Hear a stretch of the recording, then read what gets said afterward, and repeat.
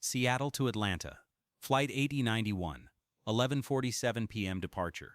The Boeing 767 sat at the gate as the last passengers boarded, most of them exhausted business travelers hoping to sleep through the cross-country journey. Aaron settled into seat 18F, grateful for the window position where he could rest his head. The cabin lights dimmed as the crew prepared for departure. Everything seemed routine, ordinary, safe. But in exactly 2 hours and 33 minutes, everyone on that plane would hear something that shouldn't be possible, and what they discovered would change aviation security protocols forever. Captain James Holland performed his pre-flight walk-around inspection with the thoroughness that came from 31 years of flying. He checked the exterior, the landing gear, the cargo hold doors, everything locked and secure. The cargo manifest showed standard freight, mail, luggage, some commercial packages. Nothing unusual. He climbed back into the cockpit where First Officer Michelle Torres waited, running through her checklist. "All good?" she asked. James nodded. "Clean as a whistle. Let's get these folks to Atlanta." The plane pushed back on schedule. James taxied toward the runway, going through the familiar rhythm of commands and responses with Michelle. Tower cleared them for takeoff. The engines roared, and the massive aircraft accelerated down the runway, lifting smoothly into the dark Pacific Northwest sky. Rain streaked the windscreen as they climbed through clouds. At 10,000 feet, James leveled off, then continued the ascent to cruising altitude. "Autopilot engaged," Michelle confirmed. James settled back in his seat. Just another red-eye flight, or so he thought. Aaron watched Seattle's lights disappear beneath the clouds. The cabin was quiet, most passengers already asleep or trying to sleep. Flight attendant Carla Jensen moved through the aisles with practiced silence, checking on passengers, offering water and blankets. She'd worked red-eye flights for 8 years and knew the routine by heart. Keep the lights low, minimize noise, let people rest. She noticed Aaron was still awake. "Can't sleep?" she asked quietly. Aaron shrugged. "Never can on planes. Don't worry about me." Carla smiled and moved on. 1 hour into the flight, cruising at 37,000 feet over Idaho, James and Michelle maintained comfortable silence in the cockpit. The instruments showed everything normal. Weather ahead was clear, fuel consumption on target. Then James heard it, a sound so faint he thought he'd imagined it. A rhythmic tapping like knuckles on metal. He tilted his head, listening. Nothing. He was about to dismiss it when it came again. Tap, tap, tap. Pause. Tap, tap, tap. His stomach tightened. "Did you hear that?" he asked Michelle. She looked up from her tablet. "Hear what?" James held up a hand for silence. They both listened. For 15 seconds, nothing. Then, tap, tap, tap. Pause. Tap, tap, tap. Michelle's eyes widened. "That sounds like it's coming from below us." James's mind raced. Below the cockpit was the avionics bay, and beneath that, the forward cargo hold. The cargo hold that he'd personally verified was locked and secured before takeoff. But here's what made James's blood run cold. The tapping wasn't random. It had rhythm, pattern, intention. Someone was knocking deliberately, which meant someone was alive in the cargo hold. But that was impossible. The hold wasn't pressurized like the cabin. The temperature down there was near freezing. Oxygen was limited. No one could survive down there, let alone be conscious enough to knock. Yet the sound came again, more insistent now. Tap, tap, tap, tap. Pause. Tap, tap, tap, tap. Pause.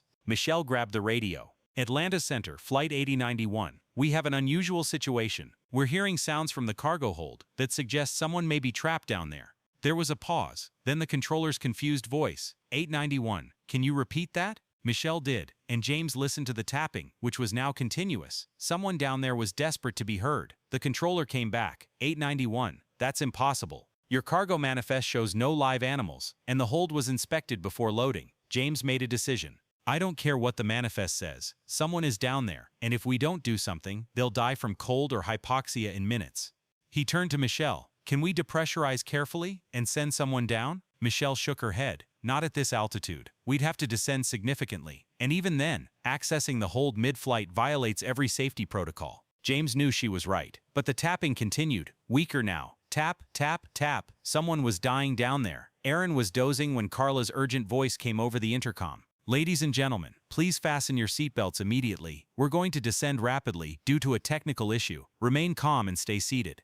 Aaron's eyes snapped open. The plane's nose dropped, and his stomach lurched. Around him, passengers woke with startled cries. "What's happening? Are we crashing?" Panic rippled through the cabin. Carla and the other attendants moved quickly, securing loose items, checking seatbelts, their faces tense but professional. In the cockpit, James pushed the plane into a steep descent. "Atlanta Center, Flight 8091 declaring an emergency, descending to 10,000 feet. We have a possible stowaway in the cargo hold, and we need to get low enough to attempt a rescue." The controller's voice was sharp now. 8091, you're declaring an emergency for an unconfirmed stowaway? Recommend you continue to nearest airport for inspection on the ground. James's jaw clenched. Negative. If someone's down there, they don't have time to wait for landing. We're doing this now. Michelle monitored the descent rate. Passing through 25,000 feet. Rate is 4,000 feet per minute. The plane shook as they dropped through rougher air. In the cabin, passengers gripped armrests, some crying, others praying. Aaron watched Carla's face and saw real fear there. Whatever was happening wasn't routine. The tapping sound grew louder as they descended. Now even Michelle could hear it clearly through the cockpit floor. Tap, tap, tap.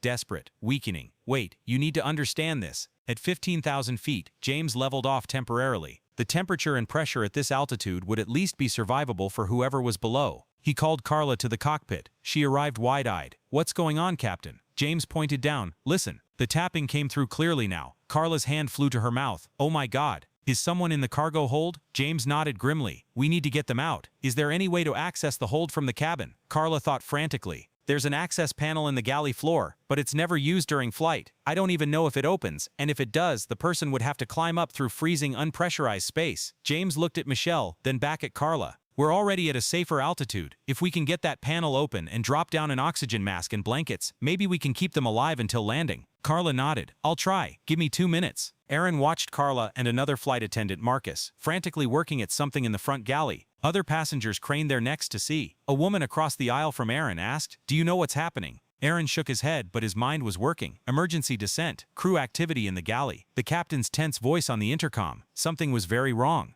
Then he heard it too, faint but distinct, knocking from beneath the floor. Carla and Marcus found the access panel bolted beneath a galley floor mat. Marcus ran for tools while Carla explained to the gathering passengers. We believe someone may have accidentally been locked in the cargo hold. We're trying to reach them. Please stay calm and stay back. Murmurs of shock rippled through the cabin. How is that possible? Will they survive? Carla didn't answer, focused on removing the bolts Marcus handed her. Now here's where it gets intense. The panel came free, revealing a dark square opening that dropped into the cargo hold. Cold air rushed up, making Carla gasp. Marcus shone a flashlight down. Hello? Can you hear me? We're here to help. For a moment, nothing. Then a weak voice, barely audible. Help, please, so cold. Carla's eyes filled with tears. It was real. Someone was actually down there. Marcus grabbed an oxygen mask from the emergency supply. I'm lowering an oxygen mask. Put it on. In the cockpit, James coordinated with Atlanta Center. We've made contact with the individual in the cargo hold. Attempting rescue now. Request priority landing at nearest suitable airport. The controller, now fully engaged, responded quickly. 891, Boise is 60 miles ahead. Runway cleared for emergency landing.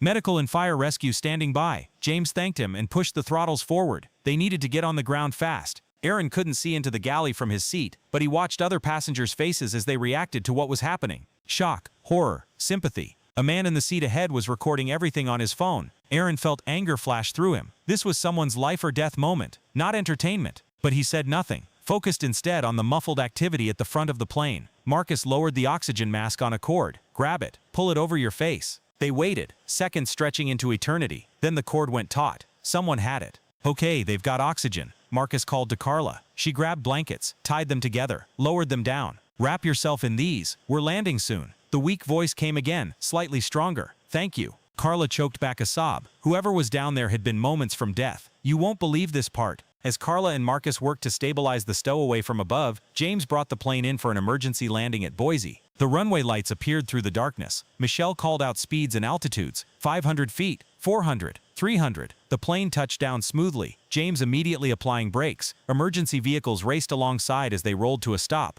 Cabin crew, do not evacuate. Medical personnel are boarding now. Paramedics rushed onto the plane with stretchers and medical equipment. Carla led them to the galley access panel. Down there, they've been in there for over 2 hours. One paramedic descended into the hold while others prepared to receive the patient. Aaron and all the other passengers watched in complete silence. Minutes passed. Then the paramedic's voice echoed up. I've got him. Male, early 20s, severe hypothermia, barely conscious. I need help getting him up. It took 4 people to carefully extract the young man from the cargo hold. As they lifted him through the access panel, passengers gasped. He was blue-gray with cold shivering violently despite the blankets wrapped around him. His lips were nearly black. Frost clung to his hair and eyebrows. The oxygen mask covered his face, but his eyes were open, terrified and grateful. The paramedics immediately began treatment, wrapping him in thermal blankets, starting an IV, checking vitals. Aaron got a clear look at the young man's face as they carried him past. Early 20s, like the paramedics said. Latino features, thin build. What struck Aaron most was the expression in those eyes, pure terror, mixed with disbelief at being alive. Who was he? How had he ended up in a cargo hold? As medical personnel rushed him off the plane, the questions swirled through every passenger's mind. James and Michelle shut down the aircraft systems and emerged from the cockpit. James immediately went to Carla. "You saved his life. If you hadn't gotten that panel open when you did." Carla couldn't speak, just nodded, tears streaming down her face. The adrenaline was wearing off, and the magnitude of what had almost happened was hitting her. Marcus put an arm around her shoulders. "We did good," he said quietly. "We did really good." FBI agents boarded the plane 20 minutes later. The lead agent, a stern woman named Agent Patricia Reeves, addressed the passengers. "Thank you for your patience. We need to investigate how an individual ended up in the cargo hold. This plane will be thoroughly searched. We'll need statements from the crew and any passengers who witnessed the rescue. For everyone else, the airline will arrange alternative transportation to Atlanta." Aaron gave his statement to a junior agent. "I heard the knocking from my seat, saw the crew working in the galley, watched them pull him out. That's all I know." The agent thanked him and moved on. Aaron joined other passengers in the terminal, where news of the rescue was already spreading. Someone had posted the phone video online. It was going viral. "Miracle rescue at 30,000 feet, read the headlines forming in real time on news sites. But wait, here's what they discovered. The young man, whose name was Miguel Hernandez, had been fleeing domestic violence and poverty in Central America. He'd paid a smuggling ring thousands of dollars to get him into the United States. The smugglers had promised safe transport. Instead, they'd locked him in the cargo hold of Flight 8091, telling him it was pressurized and climate-controlled. It wasn't. They'd basically sentenced him to death, taking his money and leaving him to freeze or suffocate at altitude. Miguel survived only because of three things: the plane's relatively short flight time, James Holland's decision to descend rapidly when he heard the knocking, and Carla Jensen's quick thinking in opening the cargo access panel. Doctors said another 10 minutes at altitude would have killed him. He'd already suffered severe frostbite to his fingers and toes, hypothermia, and oxygen deprivation. But he'd live. Against all odds, he'd live. The FBI investigation revealed the smuggling network had used this method before. They found evidence of at least 3 other attempted cargo hold smugglings on different airlines. 2 had ended in death. The stowaways discovered only after landing, frozen solid in the unheated hold. Miguel was one of the lucky ones, if you could call what he'd endured lucky. The smugglers were arrested within 48 hours, facing multiple counts of human trafficking, reckless endangerment, and manslaughter. Aaron followed the story obsessively over the next weeks. Miguel remained hospitalized for severe frostbite, ultimately losing 3 toes and 2 fingers to amputation. But he was alive, and through a translator, he gave an interview from his hospital bed. "I thought I was going to die. It was so cold, so dark, I couldn't breathe.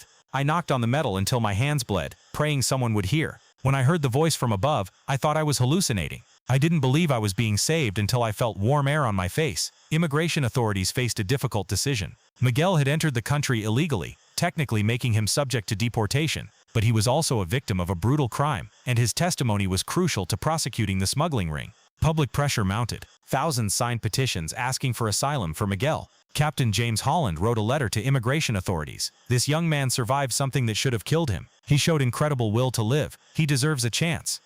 Now think about this. Carla Jensen became an unexpected advocate for Miguel. She attended court hearings, spoke to media, organized fundraisers for his medical bills. "I felt his frozen skin, saw the terror in his eyes. He's not a criminal, he's a survivor, and he deserves compassion, not deportation." Her advocacy, combined with Miguel's cooperation with law enforcement, ultimately led to him being granted special immigration status as a crime victim.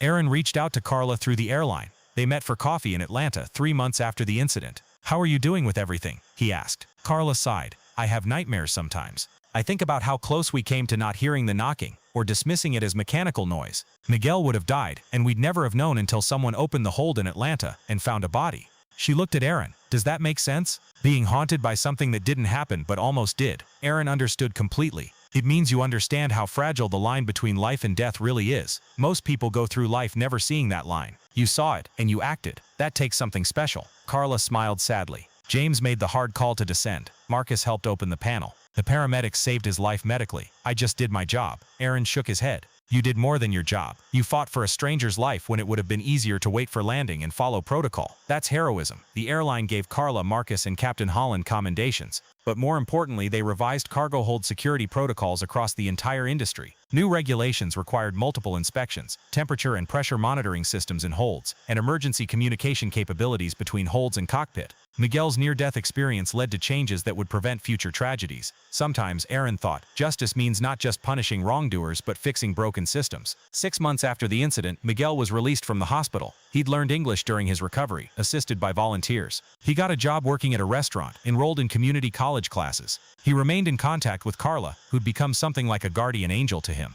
They met regularly, and Miguel often said that Carla hadn't just saved his life, she'd given him a reason to make that life matter. Aaron attended an event where Miguel spoke publicly for the first time, sharing his story to raise awareness about human trafficking. Miguel stood at the podium, his hands still bandaged, and spoke clearly. "I was desperate enough to climb into a cargo hold that I was told was safe. The people who took my money didn't care if I lived or died. But strangers on that plane, people who didn't know me, who owed me nothing, they risked everything to save me. Captain Holland could have waited to land. Carla could have followed rules and left the panel closed. But they didn't. They chose compassion over convenience." The audience, including Aaron, gave Miguel a standing ovation. Later, Aaron spoke with him briefly. "What you went through, most people couldn't have survived." Miguel nodded. "I knocked on that metal until my hands bled because I refused to let those criminals win. I refused to let my family think I died for nothing. And when I heard Carla's voice, I knew God hadn't forgotten me." His faith, his will to survive, his gratitude, all of it reminded Aaron why fighting for justice mattered. The smuggling ring members were convicted and received sentences ranging from 15 to 30 years. Their operation was dismantled completely.